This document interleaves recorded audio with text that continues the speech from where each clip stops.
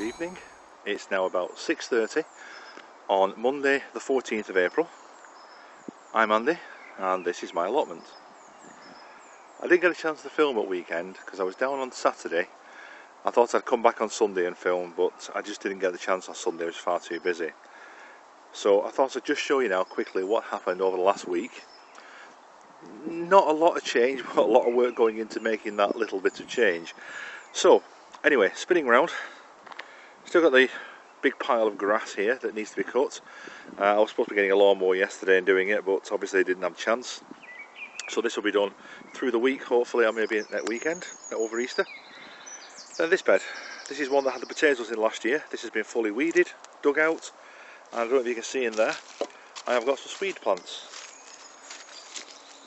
Now these are some that I'd bought at the end of last season, intending to get them in the ground over winter, but it just didn't happen. So they've basically been left alone, stuck to one side inside the polytunnel that had the cover on, cover off, all over the winter, depending on what the weather was, the wind was doing. And basically, when I came to plant them out, I had 2 packs. I thought I might have a dozen plants survived.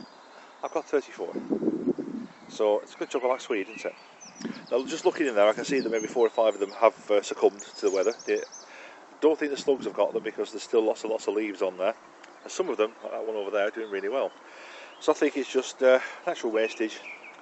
I'll perhaps remove some of them over from the end of the row to the middle of the row where there's gaps, and leave it like that. Now, the bed behind it, over here, this one was absolutely heaving full of weeds, if you remember from the last videos. This has now been dug over, weeded. There's a few bits in there that need taking out. I can see some green stuff still coming through, but it's not bad. It's better than it was, and so I'm quite pleased with that. That's just waiting now for something to go in there. Might put my onions in there, I don't know yet. Bed next to it, this is the fruit bed. Or what has become the fruit bed, rather. We've got some rather nice gooseberries, blackberries, gooseberries and blackcurrants in this one. Some of them at this far end were sticks I was given last year, twigs, and they're coming on nice, as you can see. There's flower buds coming on them. So I'm quite pleased with those. Gooseberry plants. Again, I got 2 or 3 gooseberries last year that I bought and were supposed to be raspberries, and they turned out to be blackberries rather, not gooseberries, blackberries. They turned out to be gooseberries. Not a problem because I do like them. Now, one thing I did notice this year that I hadn't been aware of previously was that as you can see on this one, wherever the branches have stuck the ground, they've rooted. So I've ended up with lots and lots of little small gooseberry plants around the big one, because the big one is so low to the ground that I didn't trim it like I should have done perhaps. It's not a problem, I've given a few away, I've got a few extras, dead happy with that. The old square foot gardening bed, now I got part way through finishing that off on Saturday, but without me coming back on Sunday, I have to excuse my shadow. I'm not used to the sun being in this angle because I'm normally filming first thing in the morning, not last thing at night. Done quite a bit of weeding, some old onions from last year coming through still. These are silver skin onions, little tiny ones, and they're quite nice, so I'm okay with those. The spinach, perpetual spinach there, and chard. I've trimmed some of that off and take it for the tea tonight. We're having a curry, so in it goes. The rest of the bed's not really a huge amount happening. This was another square foot gardening bed that I started off. Again, I started it at the wrong time, right at the end of the season. But as you can see, there's lots of growth in there, lots of good stuff. We've got some rather large radishes down there, which are probably very woody by now. I won't be having those. Some more spinach. Not sure what this beast is, but whatever it is, it's quite hefty. Again, I might have a look at that, see if there's anything worth taking. Some turnips down there, and some other bits and pieces, which are all over the place. There's some pak choy in there that's really gone to seed, and some corn salad, which again is this one at the back here. Again, I'll probably take some of that tonight. We'll have it as in salad for lunches tomorrow or the day after. And there's a lot of weeding to be done at the back there as well. My currant bed, well, where the currants were put on a temporary measure last year when I got them. These are ones I got given from somebody who was getting rid of the garden. This is a redcurrant at the front here. As you can see, lots and lots and lots of buds coming on, flower buds. Hopefully I'll get some fruit off those. Now, all the other twigs that have gone in the ground here, on this side and on that side, they're all red currants as well. And every single one has survived, and near enough every single one has got flowers on, which is fantastic. Now, this big beastie at the back here, this was a white currant. This is one I didn't trim because it was big enough to fit in the boot of the car basically. The other one had to be trimmed. And this is a white currant. Now when I was looking at these twigs the other day, the ones that were growing, I was thinking, what on earth were they? I used my videos to look back on last year to find out what I'd put in the ground, because I don't write things down. I make videos, and it came in very useful. Now this beastie is a brassica that was put in not last year but the year before. Now normally I would have expected to go on to flower last year, but we got nothing off it the year before. Last year we did nothing either, so I left it out as like a sacrificial plant to attract the cabbage whites and the pigeons and such like.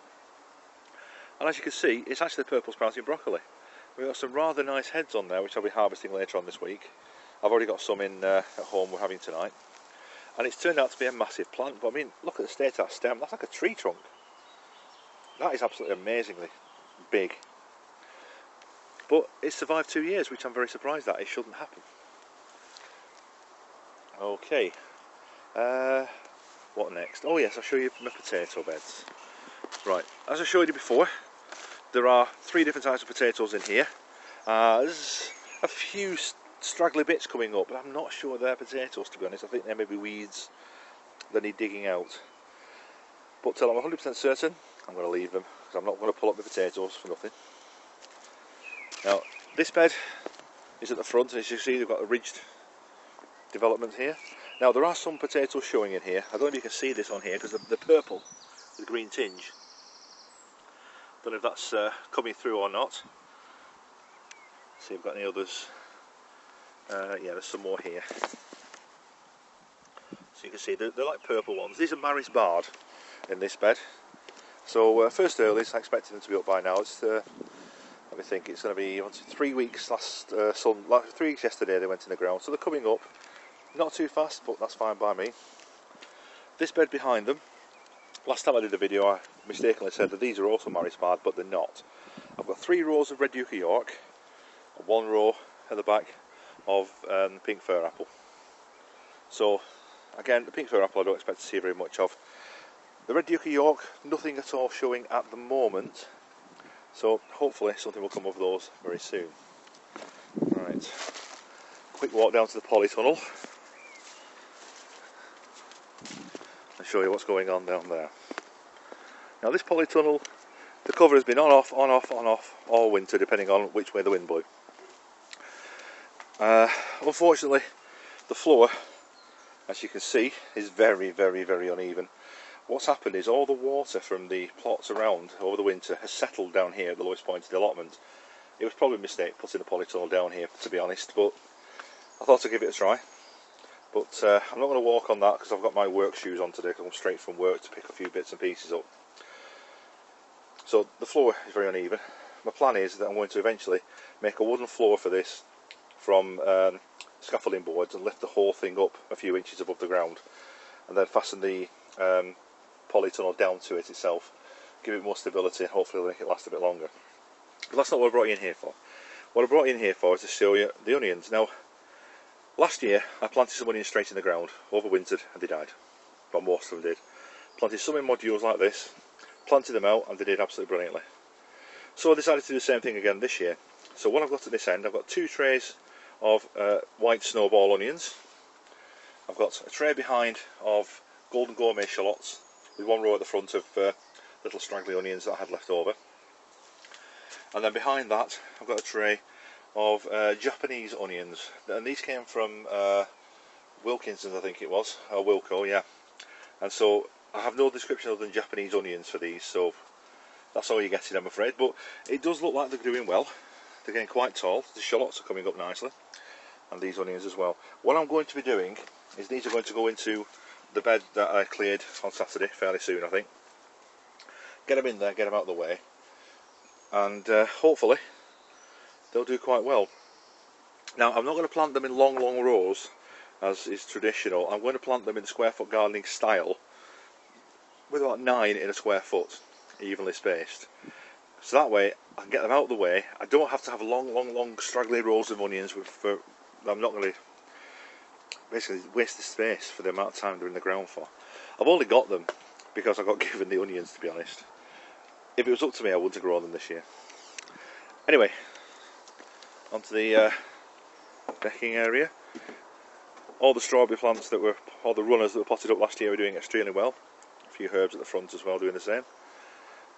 Doing absolutely fantastic. Now, the pond, I had loads and loads of frog spawn in there. Now, all the frog spawn has gone. I haven't seen a single tadpole in there, although people who are on the plot, just after the hatch said there were zillions of them. All I've seen in there is lots and lots and lots of hungry newts. In fact, just looking at it now, I can see 2 or 3 floating around there. The wire over the top isn't there to stop the newts, because they'll go straight through it, obviously. It's there to try and keep the birds off and give the tadpoles somewhere to shelter if they need to. And the newts as well, to be honest. Rhubarb. Doing absolutely brilliantly. This is now 2.5 foot tall, and it's spreading probably 3 or 4 foot across. This is a Victoria rhubarb. This is the oldest of the plants on here. This is 3 or 4 year old probably. This one I think is the Timperley Early. This is now in its 3rd full season. First season was a little seedling when it went in the ground. Last season was its 2nd year, and this is its 3rd year, so again we'll be able to harvest this. We have had some flower spikes on these. A lot of other people have commented on flower spikes on rhubarb. It just seems to be that that's the way it's going this year. The weather's confusing them. And this other little one here, not sure of the variety, because again it was given to me, but it's doing very well as well. And this is the baby of the bunch. This is the one that I've got from Stepdad Ken. This is his from home, and he was adamant he had to go in the ground before he went off. He lived in Spain part of the year, lucky so and so. So he's over there now, and if he's watching this, Ken, this is your rhubarb. As I said before, we didn't kill it. It's coming on nice thick red stalks, big leaves. Big things expected from that later on this year, but a bit of a slow start. We'll see. Strawberries. As you can see, lots of strawberries and quite a few weeds. I've also seemed to have a lot of mint in this bed. Now, I planted mint down here in tubs. There's one there that survived. There's one there that actually looks like it's died. I don't know how it could have died over the winter we've had. Sage has gone as well. That was so prolific last year, I can't believe it, but that has died as well. There's an oregano there, which again looks like it's died off. And then there's a marjoram there, which is coming back. I'm not sure what's killing off the herbs in the bed.